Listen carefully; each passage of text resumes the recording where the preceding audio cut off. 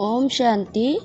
23/3/2021 के महावाक्यों में प्यारे बाप दादा ने कहा, एक नज़र मुख्य पॉइंट पे डालेंगे। बाबा ने कहा, बाप को ज्ञानी तू आत्मा बच्चे ही प्रिय हैं, इसलिए बाप समान मास्टर ज्ञान सागर हमें बनना है। फिर बाबा ने कहा, अभी तुम ईश्वरीय सर्विस के निमित्त बने हो, नई दुनिया स्थापन कर रहे हैं जिसको सतयुग कहा जाता है, उसके लिए तुम लायक बन रहे हो। सतयुग में कोई पतित नहीं रहते, अभी तुम पावन बन रहे हो। कहते हैं पतित पावन मैं हूँ और तुम बच्चों को श्रेष्ठ मत देता हूँ कि मुझ अपने निराकार बाप को याद करने से तुम पतित तमो प्रधान से सतो प्रधान बन जाएंगे। याद रूपी योग अग्नि से तुम्हारे पाप नाश हो जाएंगे। साधु आदि तो कह देते हैं ईश्वर सर्वव्यापी है, एक तरफ कहते हैं भगवान एक है, फिर यहाँ तो बहुत अपने को भगवान कहलाते हैं। श्री 108 जगत गुरु कहलाते हैं। अब जगत का गुरु तो एक ही बाप है। फिर बाबा ने कहा, सतयुग में जो महाराजा महारानी हैं, उनकी जब 2 कलाएं कम होती है तो राजा रानी कहा जाता है। यह सब बातें डिटेल की है, नहीं तो 1 सेकंड में जीवन मुक्ति और बाप समझाते हैं भलग्रस्त व्यवहार में रहो, परंतु यह अंतिम जन्म पवित्र रहो। अब वानप्रस्थ अवस्था है, वानप्रस्थ व शांति धाम एक ही बात है। यहाँ आत्माएं ब्रह्म तत्व में रहती है जिसको ब्रह्मांड कहते हैं। वास्तव में आत्माएं कोई अंडे मिसल नहीं है, आत्मा तो स्टार है। बाबा ने समझाया है, जो भी आत्माएं हैं इस ड्रामा में एक्टर्स हैं। फिर बाबा ने कहा, सतयुग में वही लक्ष्मी नारायण की सूर्यवंशी राजधानी चलती आती है, कभी बदलती नहीं है। दुनिया नई से पुरानी से नई होती रहती है, हर एक को अविनाशी पाठ मिला हुआ है। फिर बाबा ने कहा, यह व्यक्त वह अव्यक्त, यह संपूर्ण पावन हो जाएंगे तो सूक्ष्म वतन में देखेंगे, वहाँ हड्डी आदि होती नहीं है। जैसे बाबा ने समझाया था, जिस आत्मा को शरीर नहीं मिलता है तो भटकती रहती है, उनको भूत कहते हैं। जब तक शरीर मिले तब तक भटकती है, कोई अच्छी होती है कोई बुरी होती है, तो बाप हर एक बात की समझानी देती हैं। मुख्य सार सुनेंगे। बाबा ने कहा, मीठे बच्चे बाप को यानी तू आत्मा बच्चे ही प्रिय हैं, इसलिए बाप समान मास्टर ज्ञान सागर बनो। फिर बाबा ने प्रश्न में कहा, कल्याणकारी युग में बाप सभी बच्चों को कौन सी स्मृति दिलाते हैं? उत्तर में बाबा ने कहा, बच्चे तुम्हें अपना घर छोड़े 5000 वर्ष हुए हैं, तुमने 5000 वर्ष में 84 जन्म लिए। अब यह अंतिम जन्म है, वानप्रस्थ अवस्था है, इसलिए अब घर जाने की तैयारी करो। फिर सुखधाम में आएंगे, भलग्रस्त व्यवहार में रहो, लेकिन इस अंतिम जन्म में पवित्र बन बाप को याद करो। फिर गीत में बाबा ने कहा, महफिल में जल उठी समा परवानों के लिए। फिर बाबा ने लास्ट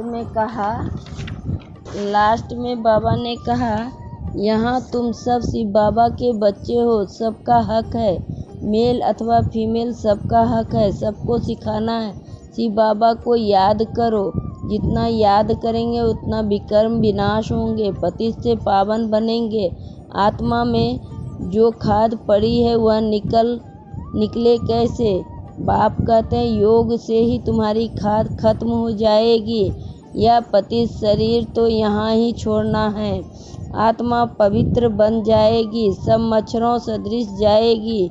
सभी बुद्धि भी कहती है, सतयुग में थोड़े रहते हैं मनुष्य आत्माएं, इस विनाश में कितने मनुष्य मरेंगे, बाकी थोड़े जाकर रहेंगे। राजाएं तो थोड़े रहेंगे, बाकी 9 लाख प्रजा सतयुग में रहती है। इस पर गाते भी हैं ना, 9 लाख तारे यानी प्रजा झाड़ पहले छोटा होता है फिर वृद्धि को पाता है। अभी तो कितनी आत्माएं हैं, बाप आते हैं सबका गाइड बन ले जाते हैं। अच्छा मीठे मीठे सिक्के लदे बच्चों प्रति माता पिता बाप दादा का याद प्यार और गुड मॉर्निंग। रूहानी बाप की रूहानी बच्चों को नमस्ते। हम रूहानी बच्चों की रूहानी बाप दादा को याद प्यार और गुड मॉर्निंग और नमस्ते नमस्ते। सदा रहो हंसते, बन जाओ फरिश्ते, चलते रहो परम धाम के रास्ते। शुक्रिया बाबा, शुक्रिया बाबा, पद्मा पदम शुक्रिया बाबा। पहला पॉइंट, धारणा के लिए मुख्य सार में बाबा ने कहा योग अग्नि से विकर्मों के खाद को भस्म कर पावन बनना है। अब वानप्रस्थ अवस्था है, इसलिए वापस घर जाने के लिए संपूर्ण सतोप्रधान बनना है। फिर दूसरी पॉइंट में बाबा ने कहा इस कल्याणकारी युग में बाप समान दुखहर्ता सुखकर्ता बनना है।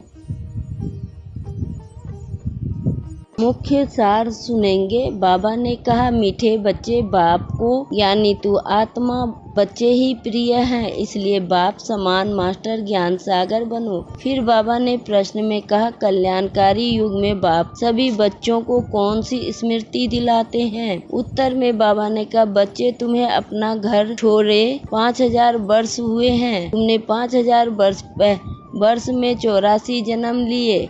अब यह अंतिम जन्म है, वानप्रस्थ अवस्था है, इसलिए अब घर जाने की तैयारी करो।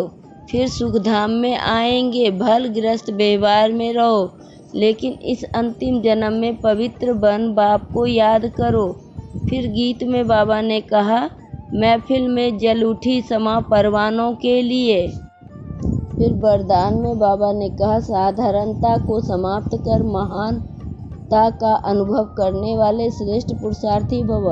साधारणता को समाप्त कर महानता का अनुभव करने वाले श्रेष्ठ पुरुषार्थी भव। स्पष्टीकरण, जो श्रेष्ठ पुरुषार्थी बच्चे हैं उनका हर संकल्प महान होगा, क्योंकि उनके हर संकल्प श्वास में स्वतः बाप की याद होगी। जैसे भक्ति में कहते हैं अनहद शब्द सुनाई दे, अजपा जाप चलता रहे, ऐसे पुरुषार्थ निरंतर हो, इसको कहा जाता है श्रेष्ठ पुरुषार्थ। याद करना नहीं है, स्वतः याद आता रहे, तब साधारणता खत्म होती जाएगी और महानता आती जाएगी। यही है आगे बढ़ने की निशानी।